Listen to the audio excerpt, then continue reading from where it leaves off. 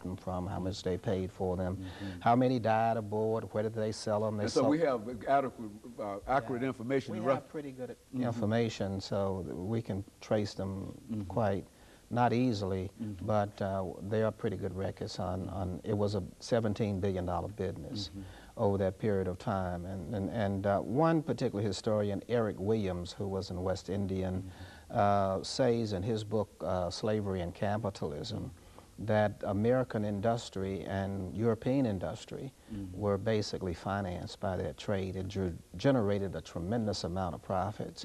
And those surplus profits went into really capitalizing the Industrial Revolution that England and Europe and eventually America capitalized on by the 17th and 18th centuries.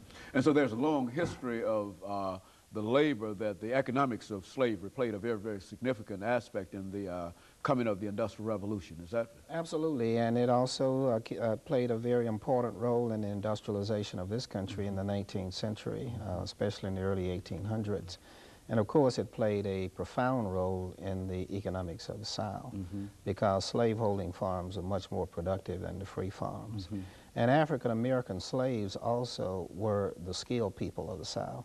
They were the stone cutters, they were the brick makers, the brick masons, they were the carpenters, they were the coopers, the stone cutters, they were the people who built the houses, they were the iron makers, which was a trade that went back further in West Africa than it did in Europe. And so about 80% of the semi-skilled and skilled workers in the South, believe it or not, were free blacks and slaves.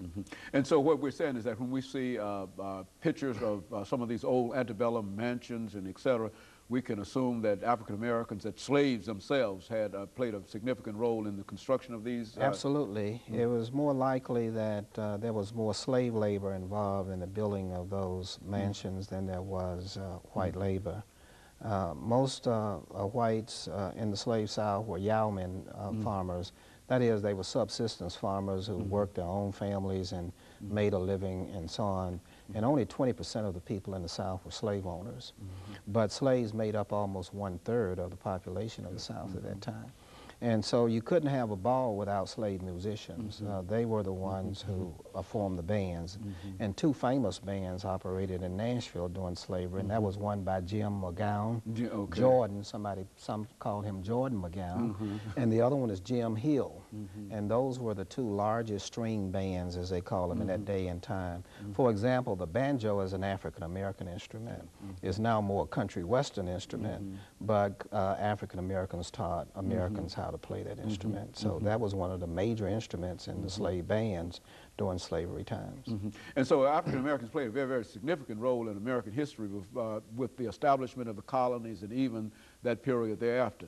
Let's have you to talk about, give us some general information about slavery during the colonial period so that we can talk about the Declaration of Independence and then the Constitution. Well, as we said, slavery developed first in the colony of Virginia with the coming of about 20 Africans sold by a Dutch vessel in 1619. But by, say, for example, 1750, half of Virginia's population consists of African Americans. And Virginia is the largest of the states right after the American Revolution. Most of the slaves were in Virginia, the North Carolina, South Carolina colony, and the Georgia colony. A lesser number were in the middle colonies like Pennsylvania, New Jersey, Delaware, Maryland, and that area. And very few in New England, where New England's economy was based on shipping and industry and small industry. Manufacturing was just beginning in the 18th century. In America, mostly distilleries and shipbuilding and things of that particular sort. So there were very few. For example, Massachusetts had more free blacks than slaves by 1780 when the American Revolution came about.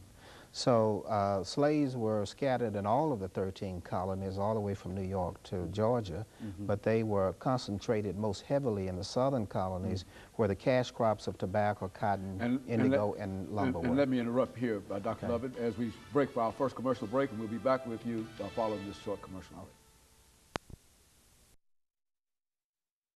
Arts and Sciences at Tennessee State